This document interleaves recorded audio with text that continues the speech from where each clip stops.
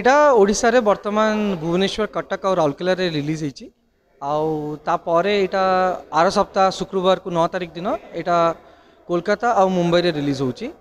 तो यहाँ प्रथम थर आम चेष्टा करूँ कि अल्प किछिटा सहर में जाइकी ये फिल्मटा केमती तार रेस्पॉन्स रोचे आम भावुँ ये रेस्पॉन्सटा बहुत भल रंड जो प्रकार तार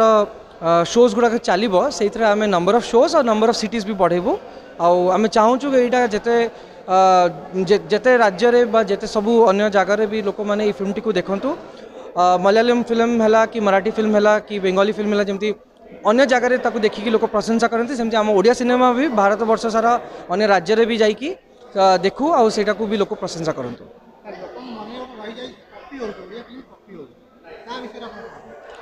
मु भावे सिनेमा जदि कर अच्छी माने ओरिजिनल होगा कथा माने ना सिनेमा करवा कथा नुहे कारण ताले मत सिनेमा बनई कि लाभ नहीं मुझे भावे तो तेणुक फिल्म जोड़ा गोटे जिनस तैयारी करावे गोटे कहानी नहीं कि करंतु बा जहाँ को भी नहीं करंतु सेटा गोटे बहुत ऑर्गेनिकली सेटा मन भितर आसवा कथा और सेटा जेते माने ट्रू टू योर हार्ट सेटा जेते हेबा कथा ताले सेटा सेतकी ही लोकन को छुइबो।